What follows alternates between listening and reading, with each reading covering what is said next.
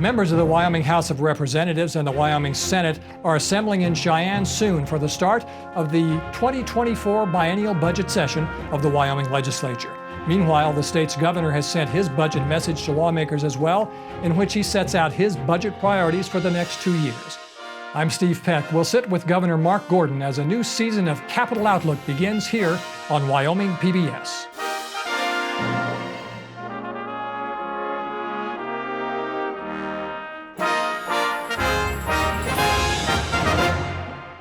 This program is supported in part by a grant from the BNSF Railway Foundation, dedicated to improving the general welfare and quality of life in communities throughout the BNSF Railway service area. Proud to support Wyoming PBS.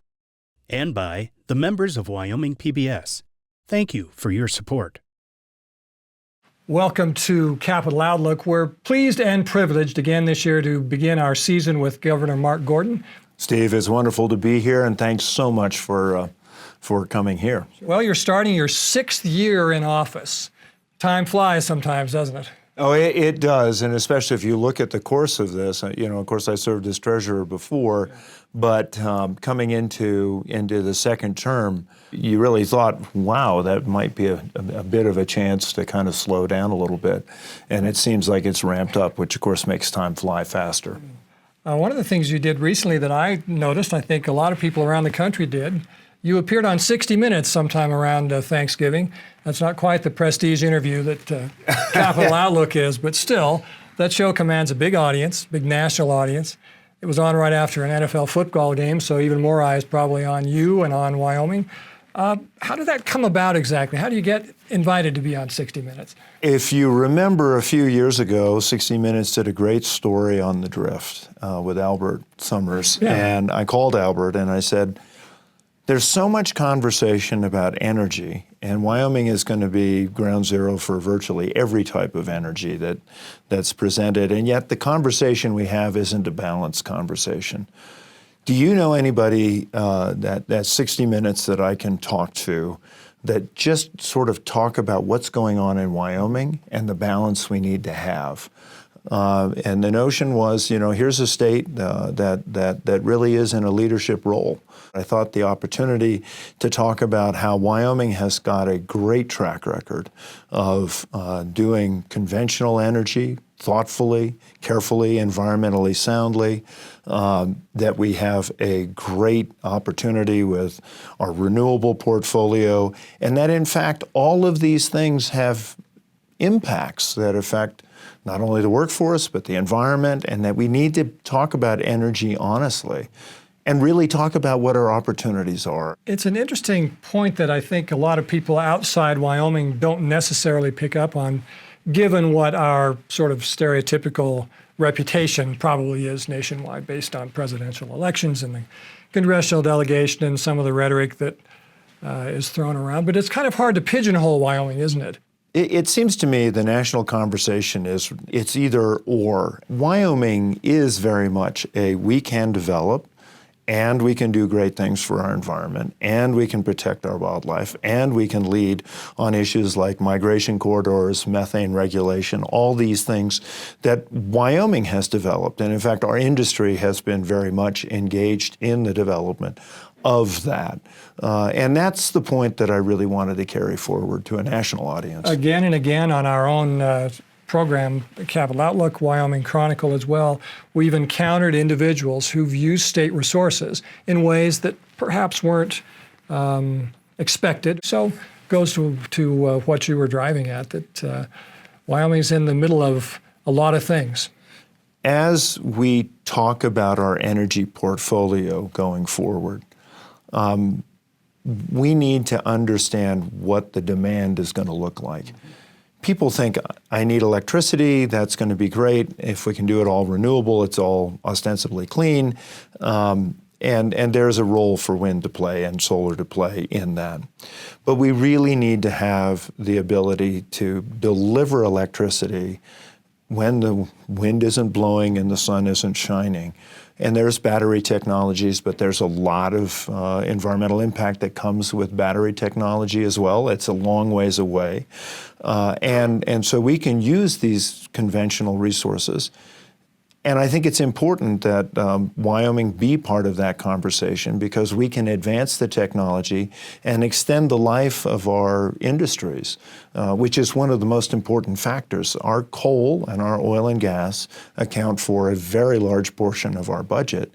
And the more that they're pressured not to produce, the more of a challenge it's going to be for us to stay. We need to make sure those industries stay viable, not only because we need the energy domestically, but also because they provide great jobs and tax revenues that help build our schools. Now, you used the B word, budget. The legislature is about to start its biennial budget session. Part of that includes the governor sending a budget message to the lawmakers. The fiscal news in the past few months, as is often the case in Wyoming, has been kind of on a seesaw. Am I right in thinking that, generally speaking, things are looking fairly good for the biennium ahead? How do you view that? Well, I think that Wyoming is in a pretty good spot right now. We are more diverse than we've been in some time. We have a lot of opportunity that's starting to show up, companies that are moving here and others that is helping. And I think our tourism has gone up pretty substantially. But there's no discounting the fact that, when I took office in that first year, we had roughly 33 rigs running in the state of Wyoming. A week ago, it's down to 12. This is a big problem. We've seen a couple of our coal companies go through bankruptcy and change ownership. And as I predicted off of the fairly optimistic view we had in October on the consensus revenue estimating group, the CREG, we would see a little bit of a decline. And so I think it's time to be very cautious about our future. I'm optimistic about it. But the other challenge with this budget, that's a big challenge, is we were sort of moving along pretty well in 2019, 2020. Then, of course, we had COVID. I'm going to ask you about that. Was a dramatic, 1/3 of our revenue disappeared overnight. Our ability to cut was bolstered by the fact we had some savings that could kind of take up the slack there, but we still had to make substantial cuts. Then we had, of course, Congress weighing in with tremendous amounts of money that are now drying up. Those sources are drying up, or we're using the last of them. That sort of mitigated some of the challenges. So we haven't really had a standard budget for a number of years. How carefully do you watch the CREG numbers in making specific budget recommendations? Do you try to keep your budget thoughts sort of above those CREG numbers and concentrate on issues instead? What's your approach to it? Well, I think the CREG often is subject to the volatility of the commodity markets.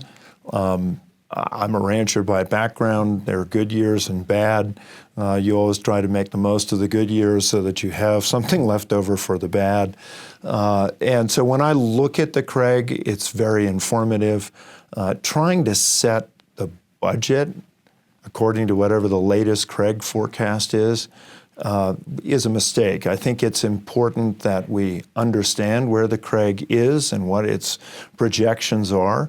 But I think it's also important to sort of get a better sense of how the overall economy is performing and what we can see in the track record of Wyoming over the last several years. You had mentioned the coronavirus pandemic and the federal funds that came to Wyoming with it, and all other states as well. About $1 billion, give or take, $100 million or so. Running through most of that now, seeing the end of it. What did that money mean to us? How are we going to adjust now that it's running out? When the money first started showing up in both ARPA funding and the IIJA funding and all of the various government programs that came along, I was saying we need to make sure that we make substantial investments that will benefit our grandchildren, because it's really our grandchildren who will be paying for this. This is all borrowed money from future generations.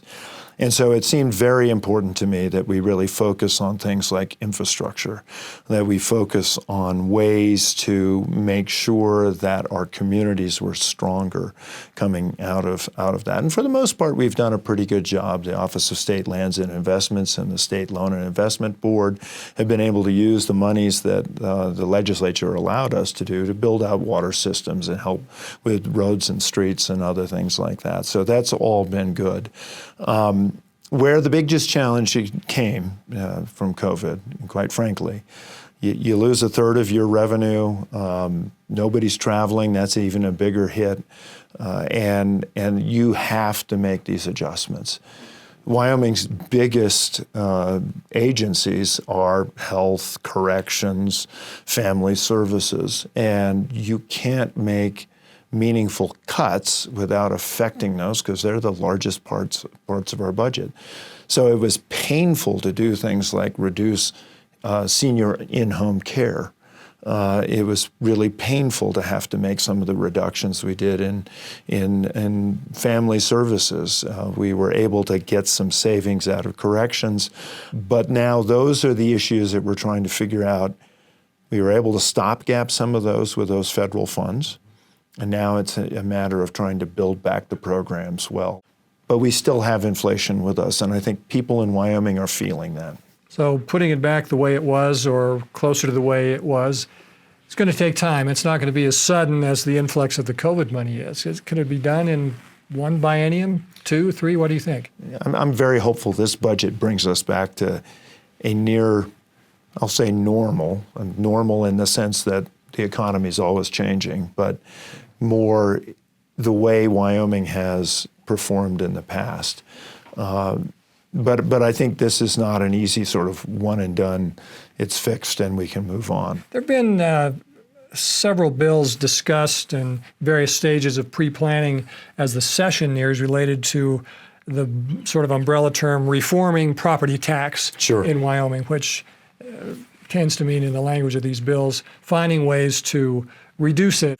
How big a priority is that for you, and do you see a particular approach to it that you favor? It's certainly a very high priority for me. If you look back to, again, COVID, Wyoming was open. People loved the idea that we were a conservative state, that we weren't putting a lot of regulations and restrictions in place. And so people moved here in droves, and property taxes, because assessed valuations were going up, really hit people on fixed income and low income especially hard. And for ranchers, for example, the corresponding change in their income levels didn't happen. And so really put a lot of pressure and a lot of stress on particularly senior citizens, low-income folks, families that have been here for a number of years.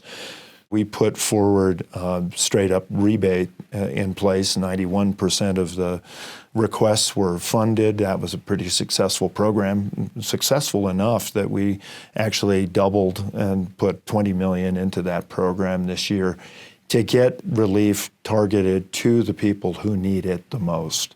And so we're pushing for that in the budget. Outside of that, the legislature has a number of pieces of legislation. My biggest concern is that we understand how property tax works. It funds mostly the schools, and then it funds the counties for things like, our local fire departments and roads and other things. So when we cut property taxes, if we don't have a way for the state, which we don't currently, to be able to backfill that, the services and the opportunities that counties have to be able to meet the needs of their citizens are going to be reduced. And I think one of the great things about Wyoming is that we do believe in government closest to the people and accountable to the people, which is why I think we need to make sure that we preserve the right for voters to be able to vote on the taxes that they want to impose on themselves for whatever it may be. So when I look at that, the sort of broad brush stuff I think is problematic. I like the idea of capping how much assessments can raise in a given year, but the specific remedy that we're proposing is that rebate. The typical issue, I think, if I'm right about this, is that someone who perhaps came in during the pandemic, now I've been looking for a place to move, I've saved up some money, here's my chance, lays down some big money for a house or a ranch or something like that, and suddenly the guy who's lived there for 40 years nearby sees his property tax go up based on the comparison with this new one, and that person has nowhere to go. That is absolutely correct. So Johnson County, where our ranch is, 23%, 24% raise. Teton County, very, very high, but the average home there is around $3.8 million, 3.8 to 4.2. It strikes me as one of these issues where we almost might get ahead of ourselves a little bit. Voters, of course, love the idea, boy, I don't have to pay as much property tax as I used to. Meanwhile, the school's falling apart, or we need an ambulance, or the library's not open anymore. And this is the difficulty that you and the legislators have to sift through. There is no denying when you look at Lincoln County, Crook County, Sheridan County, even Laramie County, they've all had substantial increase in the property tax. And considering the fact that many of the people who are moving here had bought these sight unseen because they were wanting to get away from wherever it was. Unintended consequence, increase in the taxes, but really problematic for those people. And it makes it very hard to be able to pass your ranch on to another generation, pass your home on to another generation. So my hope is that as we look at this, that the legislature fully discusses what are the ways that we can really bring relief to property tax payers without compromising the revenues that need to go to keep our schools in the great condition they are, and to make sure that we have those services that we need. And I would remind people that this year there is a constitutional amendment that is on the ballot that will allow for a definition of residential, which can allow us to reduce residential property taxes overall. An issue I know that you've followed and been involved with during the previous year has been EMS, or emergency services, around the state. In the past decade or so, I know that services that used to be considered more or less essential and were part of county governments most of the time, in many cases have been privatized now, because it was an idea worth exploring. Could a private company do it better than the government could? Results have been mixed, I think would be the fair way to put that. What's your view on what's going on with EMS, and how could we make the situation better? There's an easy one for you. Yeah. Make that better. Well, I think one of the things that we've looked at is how can we make EMS services more of an essential service? How do we recognize that when you call 911, that somebody's able to respond? And look, growing up in KC, when I did in the late, through the 60s and 70s, I can remember if somebody got hurt on the ranch, you'd usually throw them in the back of Dad's station wagon and get them blanketed up and drive them to the hospital, which wasn't much of a hospital in those days. It's come a long ways, and over gravel roads and bumpy and all that sort of stuff. And that clearly wasn't the best answer. So the local group kind of organized a volunteer ambulance service and bought an ambulance. Ambulances are incredibly expensive. Why are they ever? Niobrara just came asking for a new ambulance because the one they have, the motor cuts out regularly, and so if it's Can't have that with an ambulance. Right, exactly. And if it's a couple of weeks ago and it was below zero, then you're halfway between Lusk and Torrington. That's not a good thing. And so what I think. So is there a state solution to this? Well, we've really looked at this over the last couple of years. One is that we have these ambulance sort of areas of service, kind of districts, that don't make a lot of sense. One of them was like east of Shoshone up to KC down to Lusk. all because that sort of made sense for Casper, but obviously there's a lot of other territory in between. So we've really talked about what are the things we can do to regionalize ambulance service in a way that makes much more sense, that's more fundable, that can be easier to do. So Sheridan and Campbell County now have kind of worked together, providing a regionalized. Cody's done another area of service, and to try to figure out how we can make this work. That gets a professional staff in place. So many of our volunteers are really starting to age out. That gives us the opportunity to be able to employ and get professional staff that can stay on, which is particularly important in rural areas. So we need to get a handle on those expenses. We need to make sure that when people call 911, they can be assured that they're going to have someone there. And that's particularly true of our remotest places, places like Kemmerer, where if the ambulance crew is transporting a patient to Salt Lake, they're essentially left without anyone to pick up the slack in that. An issue related to that is the hospital environment in Wyoming is much different now from the way it was 20 years ago. Mm-hmm. Fewer full-service hospitals than there used to be. And so there's a question now, where do we take this traumatized person in our ambulance? Complicated thing. I have a feeling it's another one of these issues that's going to take a while to get through, but worth taking the time on. Absolutely. People in Wyoming deserve to have health care. They deserve to have good emergency medical services. And the costs that are associated, this goes back to even Friedenthal's time when ambulance services were so expensive that he was looking at solutions. I know Governor Meade looked at solutions. We've been talking about the regionalized approach and trying to cut down on so much of air travel. That seems to be one of the most expensive and most dangerous ways. Great companies, et cetera, but suddenly you're stuck with an amazingly high bill, and this is problematic for people in Wyoming. Another issue that I know consumed a lot of your time, where state and federal issues meet, let's just say, is this Bureau of Land Management plan for the Rock Springs area, as it's come to be known. There's always give and take, shall we say, some friction between the state and the BLM. But this seemed to be a bigger, more volatile or more problematic issue for Wyoming than some BLM proposals have been. It had been kind of in the pipeline, so to speak, for at least 12 years. I can remember talking with then Secretary Bernhardt about what we can do. Then of course, you have the Biden administration came in.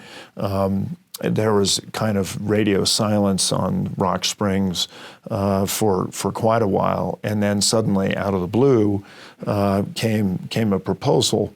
And normally there are usually a high and a low. Let's develop a lot. Let's not develop a lot.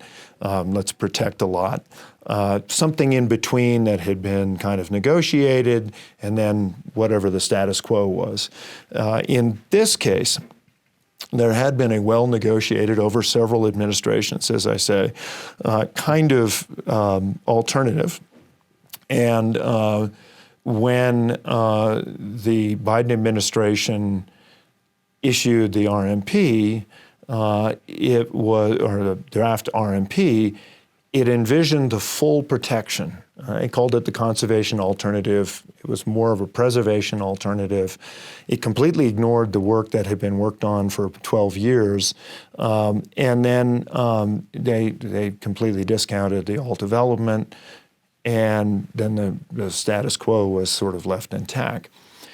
And the concern was that this administration's priority on protecting the environment was coming at the expense, really, of the jobs and the opportunities, and in fact, the local sentiments that were there, and being very clear about that. These are people who care about recreating. They care about hunting and fishing. They care about the resource. They know the Red Desert. They love Little Mountain. They know Kilpecker sand dunes and all the great things that are out there. So to have them sort of ignored in that process was a really kind of a slap in the face. We were able to work with the Department of Interior to get a little bit extra time and to invite Director Tracy Stone Manning out to listen to what that task force, which represented a broad cross-section from the environmental groups to motorized recreation to trona mining to the counties and to tourism. And ultimately, I think it was a good exercise. I hope that it has an impact on what comes next, which is a final document. It begins with being heard, and that's what you were stressing. That's the feeling that I got. I want to be sure that Wyoming plays a bigger role in this than some people have in mind. Well, I think that's true, and I think in some cases there's this national agenda. And what really concerned me most was that this national agenda was being sort of foisted on southwestern Wyoming. It was absolutely, not attuned to what the local population cared about. And there's always got to be a conversation. After all, the federal government is our largest landlord, and that sometimes is problematic. And so we do have to work with them. But they should be respectful of the local communities. Governor, I know we could spend a lot longer talking, but I get the impression you're a busy man. And so you have other things to do besides speak with us today. But I appreciate the time very much. And best of luck to you in working with the lawmakers as the session convenes and as your second term continues. Well, thank you. Always a pleasure, sir. And thanks for being with us on Capital Outlook.